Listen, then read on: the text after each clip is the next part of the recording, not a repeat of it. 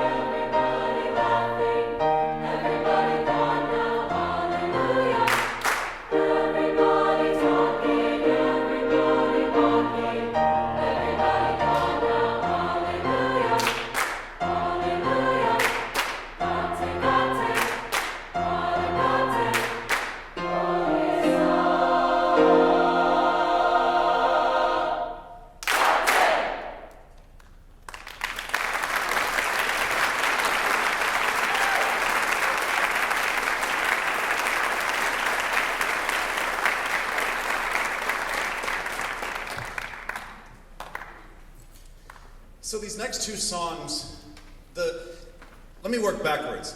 The fourth song, the second song in this next set we're going to do, is by Dominick, DiOrio, a colleague of mine from the University of Indiana.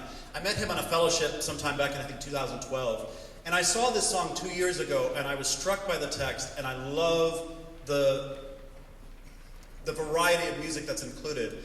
And it talks a lot about this transformation of our grief from sorrow into joy, which I think a lot of us are dealing with in the last 19 months. So I got to thinking, in our human experience, it's not always easy to take grief and turn it into joy, or our reflection upon grief is not always that instantaneous joy or happiness. So I wanted to work backwards with one of my favorite choir pieces probably of ever I've sung, and this is the Brahms Geistliches, Let Nothing Ever Grieve Thee. And this is more of a, I suppose, a contemplative acceptance of grief. But I've challenged our singers here to think about the many ways that we process grief, and that one of these reactions, or perhaps something else from these thoughts, can get us through these times that we're struggling with together as a society. So this is the Brahms Geistliches Lied, Lass dich nur nichts dauern, Let Nothing Ever Trouble You, and then Dominick DiOrio's Change My Sorrow into Song.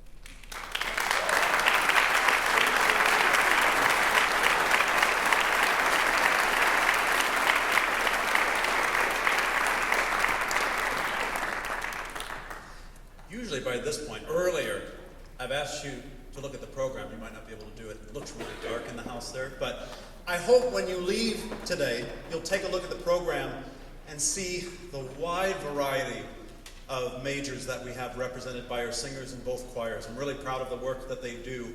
They come from all three colleges, every discipline. We've had students here that this is their first semester singing in college, and we've got students who've been singing since they were 6 years old. But we come together and we make great music together.